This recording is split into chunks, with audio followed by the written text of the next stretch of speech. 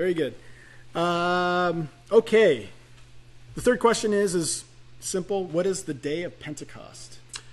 Day of Pentecost, you can read about it in the book of Exodus, and also I believe in the book of Leviticus. It's called the Feast of Weeks, and it was a feast day that the Jews had celebrating harvest, and so it came basically like 50 days. Well, it was 50 days after the Sabbath, after the Passover, and so that's why it's called the Feast of Weeks. When you get to the New Testament, they call it the Feast of Pentecost.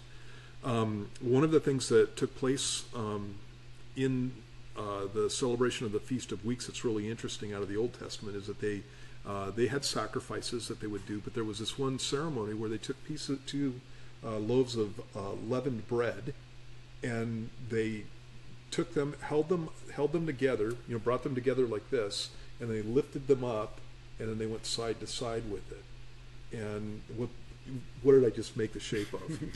A cross. I made the shape of a cross with 2 loaves of leavened bread, and it's the only time that you have leavened bread in the Jewish feasts.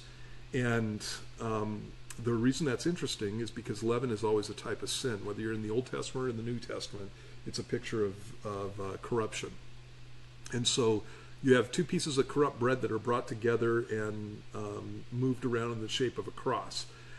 When you get to the New Testament, it's on the day of Pentecost in Acts chapter 2 that the Holy Spirit is given to the church, and so most commentators believe that that's when the church starts. That's where they put the start of the church in Acts chapter 2. And what's interesting about the church is that what's happened is God has taken 2 different groups of people, the Jews and the Gentiles, and brought them together by the cross of Jesus Christ. Mm-hmm. And so that's what the day of Pentecost is about as far as Christianity goes. Mm-hmm. So, is there a number in there?